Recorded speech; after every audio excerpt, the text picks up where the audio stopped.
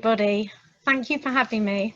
I feel very privileged to be involved in Camp Simcha's event tonight and to be interviewing Rob Rinder. I've always known about the amazing work Camp Simcha does, but even more so when one of my very best friend's son was very unwell a long time ago, and the work that Camp Simcha did and the love and care they gave to both my friend and her family was just mind-blowing. So I'm absolutely delighted tonight to introduce the main man, Rob Rinder, who we're all going to be cross-examining, not just me. I'm going to be inviting you all, please, to add your questions to the bottom of the chat, and I'm going to try and get through as many of them as possible. Rob, you hardly need much of an introduction. You're one of the most well-loved and well-known media personalities. I've interviewed you many a time, and I'm in fact one of many people tonight who've had the privilege of sitting and listening to you. I'll never forget the way, exactly 2 years ago, you addressed the sixth form at JFS. My son was one of them, his classmates and us parents, and the children were facing a terrible time, reeling from the shock of losing one of their friends, who sadly committed suicide. And you stood on that stage and you gave them so many words of encouragement, love and confidence. And those kids, many of them, including my son, have started their university journey tonight, and hopefully will be taking many of the words of wisdom that you gave them with them on their journey. So welcome, Rob. Thank you for joining us tonight. You use the word privilege, and it's a privilege to be here. It's such a strange thing. When I told somebody earlier I was doing a Camp Simcha, they wondered if I was attending a jazz-handed disco. I want to say how joyous it is to be here, and joyous is precisely the right word. You know, as I was watching those videos and having the gift of being able to have a discussion with you and the wider community, I was thinking about what a profoundly perfect and articulate expression Camp Simcha is of our community. The understanding, not just in COVID-19, but families facing adversity of every conceivable sort, but perhaps the most painful, challenging and acute one, that of a sick child. That the first thing to disappear, the first thing that goes, of course, is the joy, is the delight, is the Simcha. And that this organization, this mishpocha, this family, understands that we as a community can give that back and breathe that life, that Simcha, that joy into those families, and how much that matters. You know, I was thinking, despite the diversity we've been through, there's a fundamental edict in Judaism that I always share with people as an example, that even in a year of tragedy and mourning, if you've booked a Simcha, the mourning doesn't apply, because Simcha trumps absolutely everything. And so what a perfect name for a charity that gives our community so much and speaks so perfectly about who we are at our very best. So it's a delight to be here. Thank you so much. Oh, well, we're going to have lots and lots of questions coming through, but let me get through some of my own first. We've chatted today, Rob, and I know we've got loads of ground to cover. You've had me in hysterics all day, so people won't be surprised to find out you're also very funny as well as serious. How was life in lockdown for you, Rob? I don't know if our viewers know, but you actually did get COVID right at the start and were quite poorly. I did. As some of you will have seen, I crossed the Namibian desert for comic relief. Sometimes, so you know, I'm conscripted into charity physical sport events because people think that I'm going to yelp like a highly strung poodle. You know, always picked last for games at school, but I got quite fit as I got older. So originally we were supposed to go to Mongolia, and they put me in an ice bath, and they were waiting for that moment where I was going to have Kenneth Williams or John Inman on steroids. But of course, I sat in that ice bath and I said, I'd like a glass of wine and a cigarette. Don't smoke, children, if you're watching. I ended up going to Namibia because they cancelled it. They were worried that Mongolia was going to be in lockdown. And we did 4 marathons in 4 days. And it was such a joy and a delight to be able to do. And we raised a lot of money for charity. And on the plane home, I think about 14 of 16 of us that went got COVID. And my symptoms were, you know, pretty severe, but happily I wasn't hospitalized. You know, one of the challenging things, just like a lot of people who are suffering from any anxiety surrounding their health, in addition to the physical symptoms, of course, is the level of anxiety. And because I was experiencing them early, Yeah. We were receiving all sorts of information, which of course informed how I was feeling, my mental health. But I'm happy to say I got much better. I found a new love of the Kardashians, which, you know, I'd never seen before. Feet on the ground, head on the bed. I needed really to get COVID to understand how culturally important the Kardashians were. And Below Deck, I advise that to anybody else. We chatted about Below Deck. Do you think the Kardashians have watched Judge Rinder? I'm sure that they write to me regularly. What could I tell you? That was lovely. But also one of the challenging things was, of course, all my family were dropping food and being desperately concerned. But on one occasion, I'll share with your audience, I ordered a pizza because I figured it's a coronavirus. You know, as your Bubba always says, feed the cold, starve the flu. And they changed their delivery practices on Deliveroo. And they sent an email saying, we are no longer handing food over, we're dropping it at the door. And this man knocked at the door, and I was feeling pretty ropey that day. And he looked at me, this man. And the only way I can describe it is he went a sort of peritonitis grey. The only colour at the time I've seen a man go that colour was my first driving examiner, who about 10 minutes into the test turned to me and asked if I was trying to kill us both. And I was pointing to him to say, you know, I can't touch, please put the pizza on the ground. And he did. And I inhaled the pizza, sat down back on my ill couch. And I thought, oh gosh, the shivers have come again. When is this going to go? This infernal thing. And then, of course, I looked down and realized the entire front of my onesie that I was wearing was completely open. Oh. And then I spent the evening terrified that I was going to find myself on the front of the Sun. Judge Rinder exposes himself to Pizza Man. So you heard it here first. So, so that was the lowest part of COVID, I would say. But I'm very happy to say, unlike many others who are, as you'll be aware, suffering ongoing health effects, I've been gifted, thanks very much. I've been gifted, thank goodness, with good health now. Oh, that's really good. So talking about what you watched on TV, let's go on to your TV career. But starting off, really, I suppose everybody knows you're a barrister, a criminal barrister. How did your journey go from doing law to going into TV? You know, it was a random event. I'm going to let people in to say, we were talking about this earlier, and it matters tonight for people who are tuning in and thinking about donating to Camp Simcha and thinking about who this is as a charity. One of the things that's really important to remember when we look at the lives and the stories of the users of Camp Simcha, the clients, the people that experience the joy of Camp Simcha, is that very often we think it's not going to happen to us. We think our life is set. We think our narrative is absolutely clear, and we make plans. And COVID has taught us just how fragile our plans are and how pointless very often they are. And I had practiced for well over a decade doing criminal defense law and moved into doing international law, seemingly very important and very thrilling. But I'd kind of lost the love of it. And any job you do, anything you do, and it's especially important if it's a job that has all the outward vestiges of being terribly important. You have to have sufficient currency to invest in it. And about 12 or 13 years in, despite how fascinating objectively the work was, I'd really lost the joy in it. And around that time, I moved to the Turks and Caicos Islands to do a case there to advise the government. It's an international criminal prosecution. I should be clear, I didn't actually know where the Turks and Caicos Islands were when they appointed me. The only reason I'd heard of it was because I used to watch Miss World and keep meticulous notes.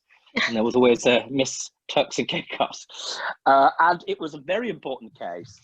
And in order to occupy my time on the weekends when I wasn't busy, the only other option was scuba diving. Yeah. And I was always worried about doing scuba diving because of the snickering at my funeral in the event that I were to get the bends.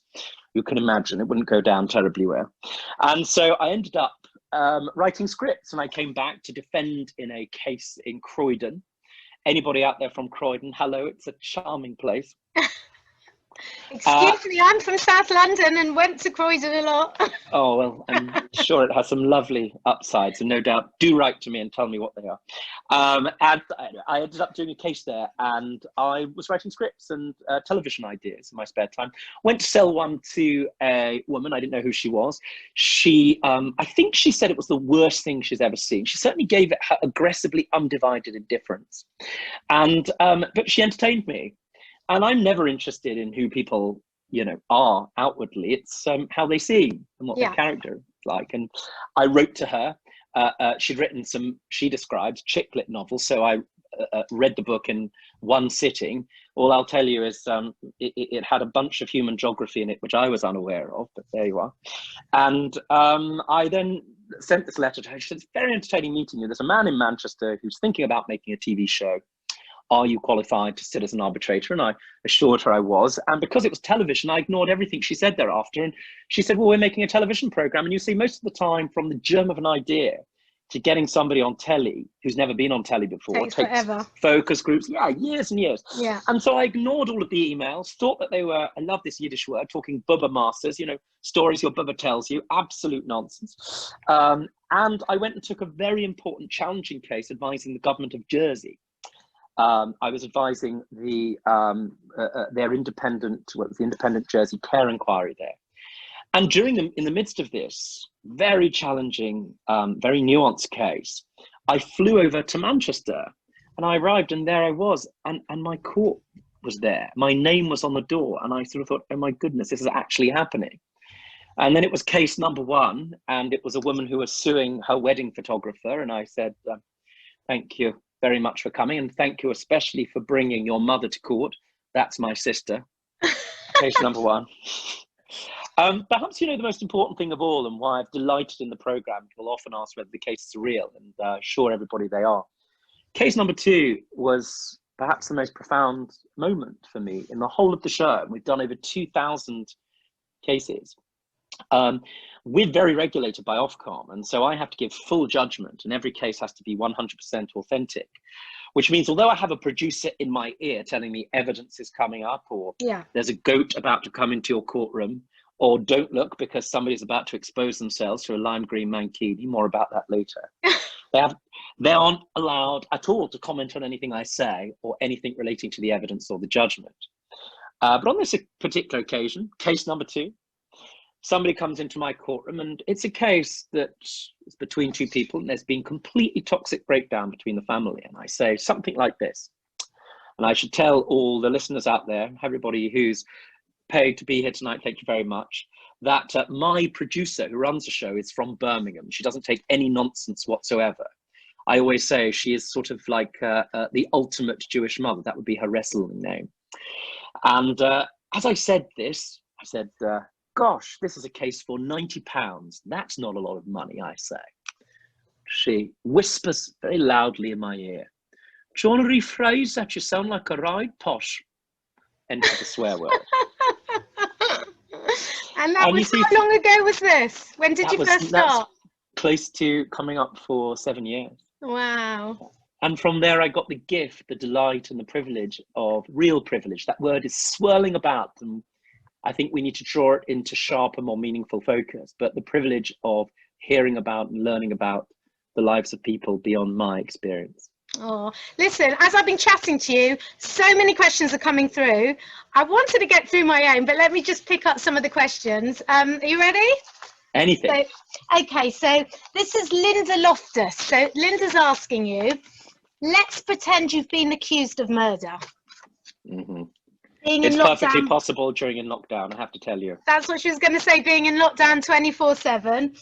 Mm-hmm. Which lawyer would you want to defend you? Brilliant question. Oh, she's given you some options, Rob. She's given you some options. Go on. Perry Mason, Rachel Zane, or Rumpole? Thank goodness there was a British option. I'm going to answer that very easily. What a good question. First of all, Mrs. or Ms. Loftus, don't do it. You know, trust me. I mean, you know, we've all felt at some point living with loved ones or partners that homicidal ideation, especially when they don't move their shoes, when you've told them 50 times. In fact, are you addressing my husband there? A little bit. I think you shouldn't trust a relationship where the love isn't so extreme that you don't feel that overwhelming urge just to scream. The answer to your question is Rumpole. And what's really interesting about that question is two things. Firstly, it's changed a great deal, the bar, but certainly when I started, Rumpole was and is, without question, the most accurate articulation expression. It's the most accurate depiction of what the bar was like back then. The characters, the snaggletooth Wykehamist judges, the slightly curmudgeonly barristers, etc., and all the characters. So I definitely want Rumpole in the best traditions of the British bar. I would say Rachel Zane, but I never watched Suits, I'm afraid. Yeah. Well, there's one question I asked you today when we touched on your brilliant live TV appearance in Strictly, and one of our viewers, Tracy Harris. You sound like my bubba. Let's not go mad and say brilliant. I think okay, that's you might be overstating your case. Kind of okay-ish dance moves, Rob. Tracy wants to know, did you get recognised a lot, sort of after Strictly, for your dance moves when you were sort of out and about in the street? Who's asked that question? Tracy Harris. Hi, Tracy Harris. I also want to say hello to all the gorgeous Pollock family. Good evening, everybody. Thank you for tuning in. Now, Tracy, actually, I sort of been on television about 2 years before Strictly started. And one of the lovely things about being recognised, especially when you're in somebody's living room in the afternoon, really in somebody's kind of intimate space, and especially that after tea space, is that people feel that they know you. Now, in my case, I'm very lucky. People, when they ask for selfies and that sort of thing, are always meticulously polite. I always think it's partially because they think I can send them to prison. But it's also because people generally are really nice. And, you know, even though my dances weren't always exactly great, I was delighting in it. I was having Simcha. I was having the best fun. You know, it was such, I keep using this word, but I think it applies tonight, just as it does every day. It was a privilege to get these free dancing lessons, even from my Russian dance teacher, who was very sweet. She was very kind and very patient. In fact, when I first got her, I thought the thrill was, even if I go out after 3 weeks, I'll be able to do the thing I really love, which is to practice Russian with her. You know, I speak Russian. I made a program in Russia.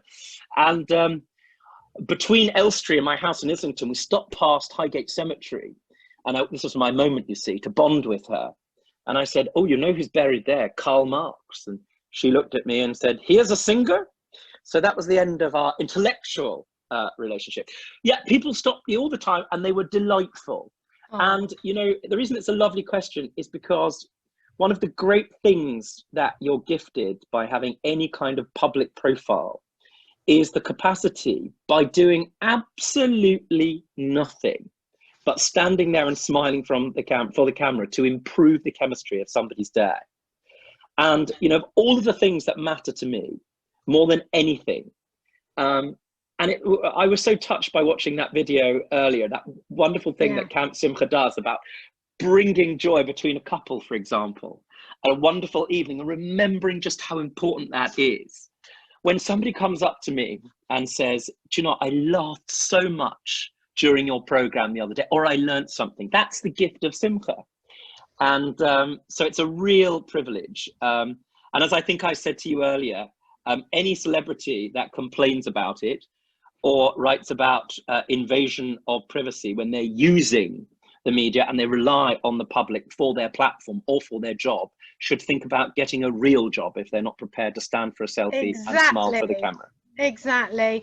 And talking about learning about things, Rob, I mean, there's so many questions about who do you think you are? You're tracing the Holocaust, your family. I mean, I watched it all. I rewatched it last night. It was obviously very moving. I wanted to ask you some questions, but I think instead I'm going to take from our viewers, because there's many. We've got Julie Pachter, who is asking you, are you still in contact with the grandson of your grandfather's landlord? It was really quite emotional. Julie, do you know, it's been a day of firsts for me. And Julie, thank you for asking that question. That's such a thoughtful question. Thank you for asking it. I know my mum's tuning in tonight, and some people may know my mum is the president or the chairperson of the 45 AIDS Society.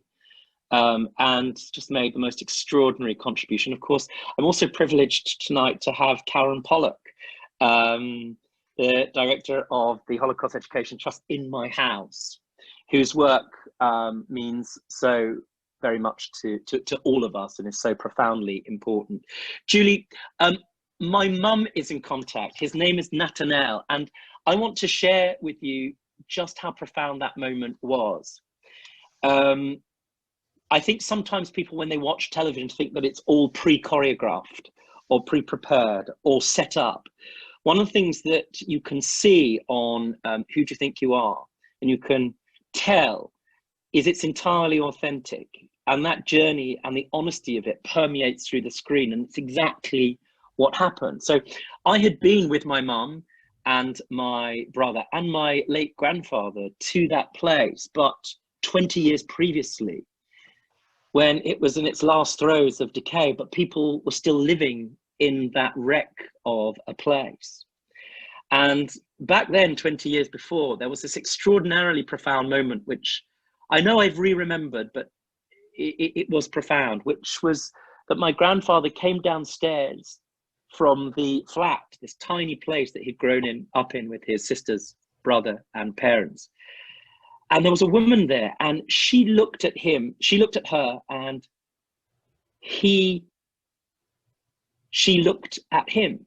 And it was a moment of complete human electricity where kind of prose ends and poetry really begins. You can't describe, but it turned out that she, in fact, had been the only surviving daughter of family of the only non-Jewish family in that whole building, where families had thrived and lived, and she'd lit the fires for my grandfather on Shabbat.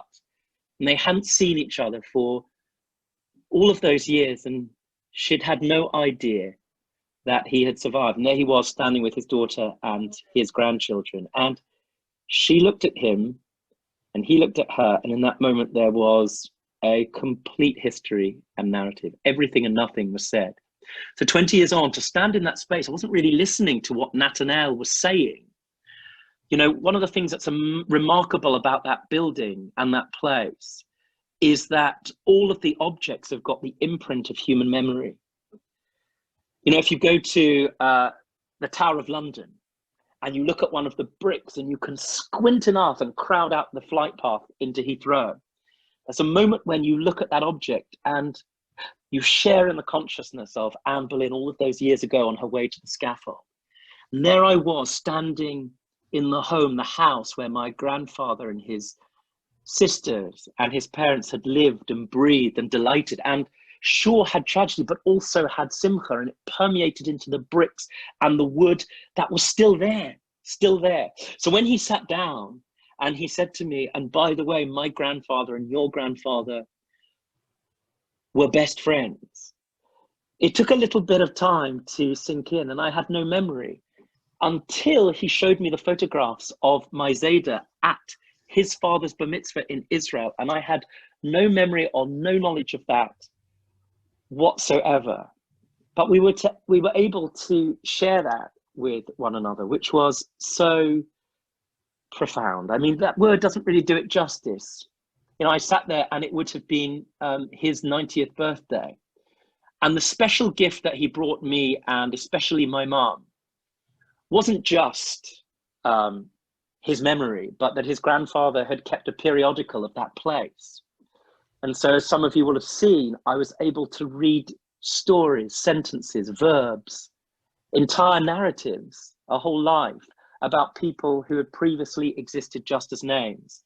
And that breathed simcha, neshama, life back into them. So to know about my great-grandfather, his name was Elimelech, and he was small in stature, high in hopes that used to dart around the place.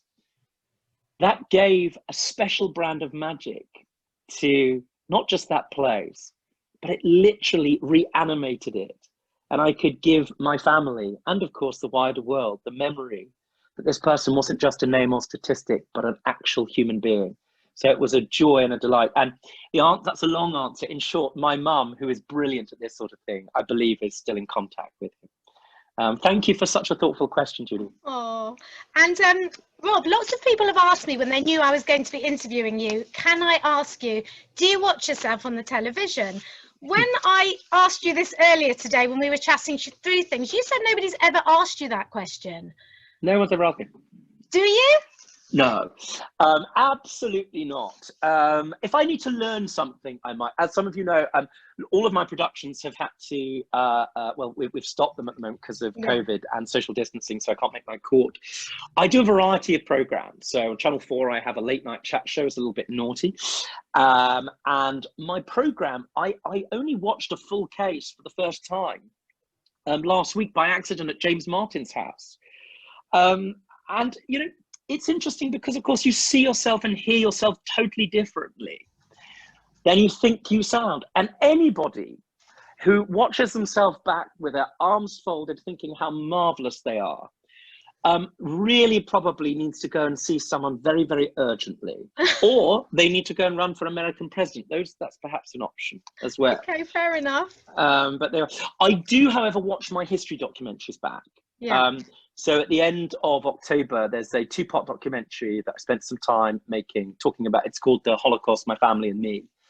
And, you know, as part of a creative community, we've spent so much time doing that, that every shot, every question, every part of it mattered so much that I had to sit through the things I said, because the words really do matter and loud.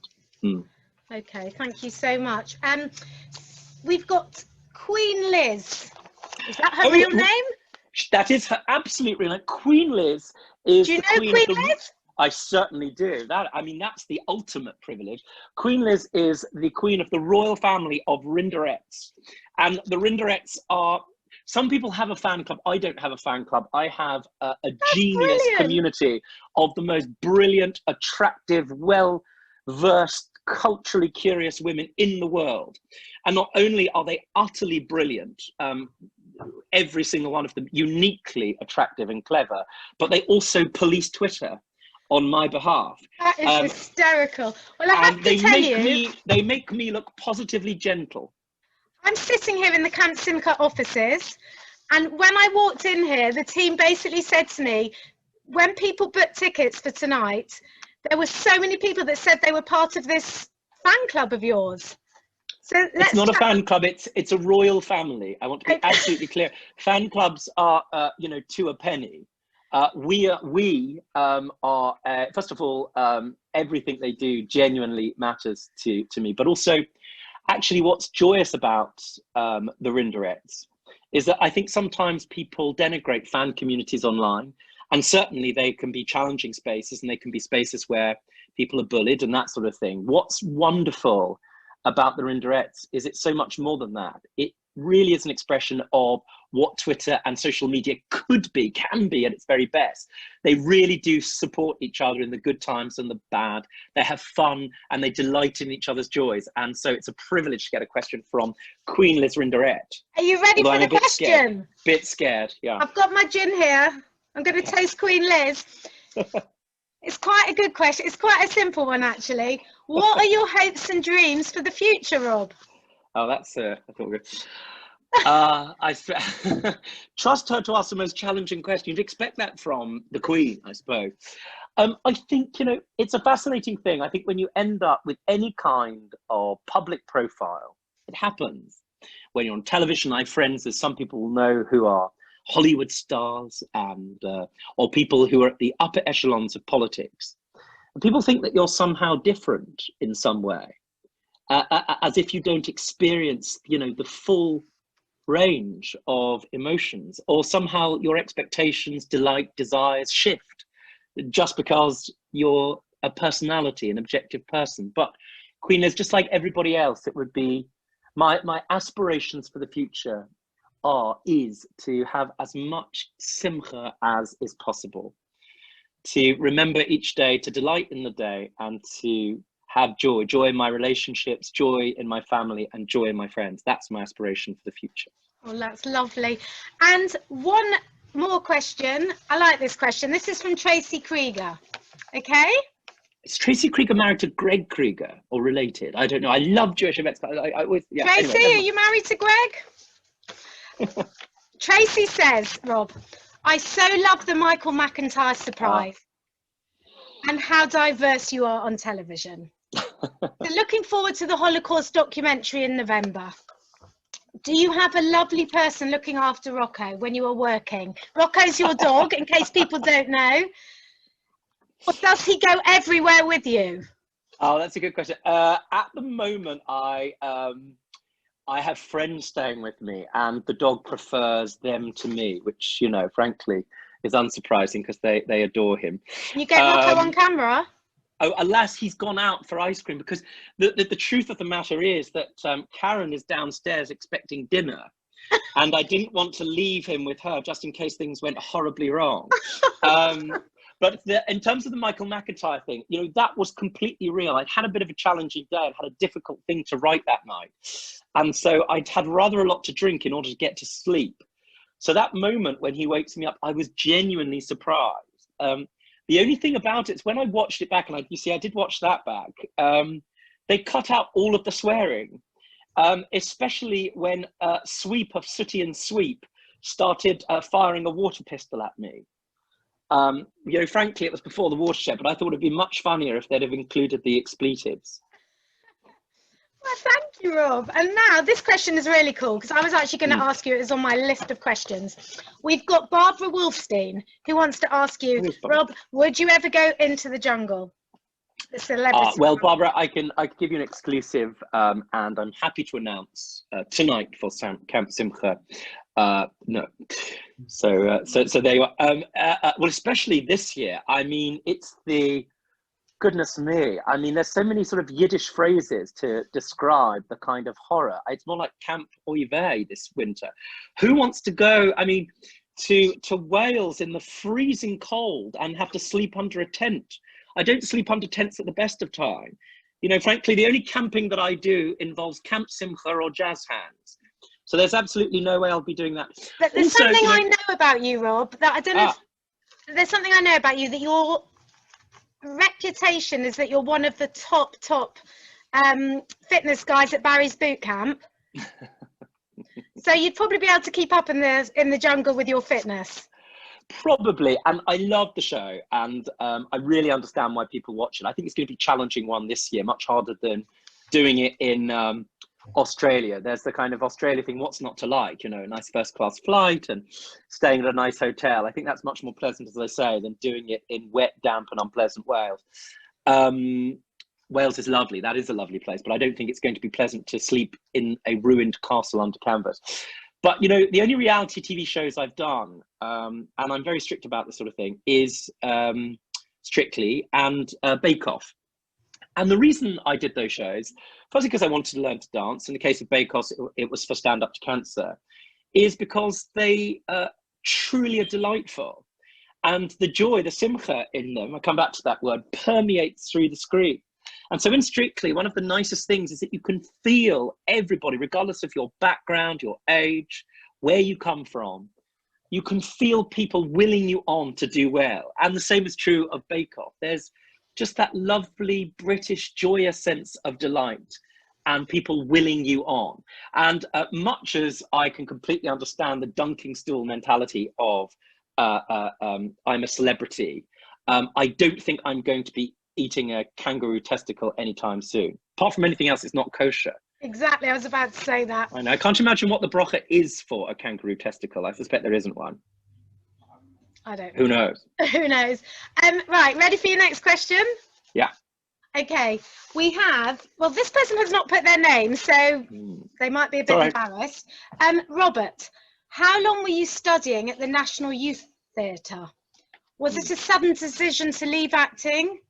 And has your acting experience helped you on your TV appearance? It's another thoughtful question. I think it's a bit of a misconception about this. Somebody has either altered or drafted something inaccurate on my Wikipedia page, where I think this idea has emerged that I studied at the National Youth Theatre. The National Youth Theatre is a hugely prestigious thing, to be sure, and I got in pretty young. But it's sort of a summer scheme.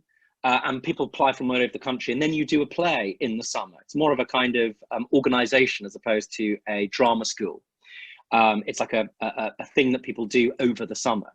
And as I say, I mean, I was a fairly okay actor. I thought I was much better than I was.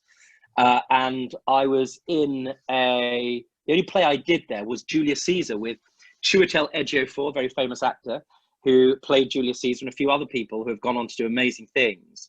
I didn't think I actually had much talent, and I'm confident of that. You can imagine I bought my mum, filled and overwhelmed with the Jewish mother's delighted sense of overflowing kvel, brought my entire family to the front row of Shakespeare's Julius Caesar, where at least two of my bubbas and one extra additional aunt fell fast asleep. So, but they, but I gave up acting really at university. And the reason for that is because I was of, to be kind about it, of only moderate talent. And this story has gone now down into public legend, which means people disbelieve it. But it's absolutely true. I auditioned for the same part as this man who got up and read the script. And I thought, yeah, that's how it should sound. He can do it. And that person was Benedict Cumberbatch, who's now one of my best friends. And I thought I sort of gave up after that. There was not much point, you know. In terms of acting, a little bit, but I'm always mindful to tell people who think that acting is the twin sister of being a barrister, criminal barrister, that that's not the case. You know, if you're giving a speech to the jury and the jury detect even the thinnest whisper of inauthenticity, that you might be acting on behalf of your client, they smell that out fairly, if not very quickly. Yeah. And so not too much. It might have helped on Strictly, although I can't think. Oh yes, when I played Fred Flintstone, I was definitely channeling a sort of young Edwina Curry. But other than that, I can't think of anything. Right, we've got about 2 more minutes before we've got to wrap up, Rod. So let's get on to a few more questions. If you weren't a barrister or a TV personality, what would be your ideal job? Oh, goodness me. I would be a writer, which is what I spend the rest of my time doing, either writing columns or scripts or that sort of thing. Yeah, I do that, probably. Lovely. And I don't know if anyone knows, just to end the evening, Rob, the next bit of filming that you're doing, the documentaries that are coming out, tell us a bit about them, please. Well, we're working on them at the moment, and thanks for asking about them. One of the things that's emerged and tragically increasingly emerging in COVID, and Camp Simcha will know this, especially the board, how challenging it is for charities now who are losing money hand over fist, is that we are at the thinnest end of the wedge of economic struggle. Some would say catastrophe. One of the issues that faces a lot of people is their absence or their lack of access to legal aid, which means unless you are rich, unless you've got access to sharp elbows and a network and somebody that can do free legal advice on your behalf, millions of our fellow citizens, our neighbours, our friends, simply cannot get justice. Yeah. So I'm looking to set up on a network a legal aid clinic, which is going to help as many people as possible. And during the lockdown, on social media, insofar as I can, I've been offering as much free legal assistance as I possibly can. I think, just to sum up, that's a really lovely way of how you've managed to sort of marry together your two passions, law and television. Well, I hope so. One of the struggles which you'll be aware of as a journalist now, and as lots of people out there will be aware of, perhaps struggling with businesses and just looking at our newly changed commercial landscape, as it changes day to day, facing COVID, is that it's very difficult to get the funding that used to be available. So I'm hopeful of the future, and I'm hopeful we'll be able to make that program and help as many people as possible help themselves, and to have sufficient confidence to go to court themselves, empowered with the law. That's what I'd love to happen. Well, thank you so much. It's been an absolute pleasure to talk to you. I know, it's thank you, and thank you everybody at Camp Simcha, and thank you for my amazing goodie bag. I believe everybody's got one. That is fantastic. I'm having my gin and tonic now. Cheers. Queen Liz asked about my lime green mankini. The answer is not yet. I'm waiting for the right person to see it. And I am going to say, Camp Simcha, thank you for everything you do. And not only are you the perfect expression of Simcha to everybody out there, l'chaim. Thank you so much. And now I'd love to pass on to Victoria Joseph, who's going to just wrap up the evening. Victoria's chair of the Ladies Committee, and I'll pass her over to you now. Thanks, guys.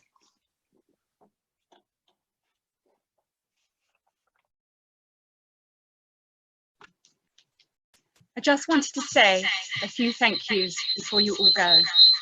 Firstly, thank you to our amazing guest speaker, Rob. It was absolutely wonderful hearing from you. Thank you so much for taking the time to speak to us all this evening. Thank you to the fabulous Suzanne Baum for conducting the interview so brilliantly. Suzanne, we really appreciate your support. Thank you. Thank you to the companies who donated items for our goodie bags. And thank you to the fantastic Ladies Committee who helped to arrange this evening in such challenging times. I also wanted to say a special thank you to Karen Pollock for all the wonderful support that you give to the committee and to Camp Simcha. And finally, thank you to all of you for joining this evening and for the wonderful support you all give to Camp Simcha. The services we provide for seriously ill children and their families is only made possible with our wonderful supporters. Last year, our Ladies Lunch Committee raised £100,000 towards Camp Simcha's amazing services. And this year, obviously, this is not possible for us to hold such an event. If you would like to make a donation to support Camp Simcha after this event, please go to the Camp Simcha website where you will find a donate link. Thank you for your support and look forward to seeing you again soon.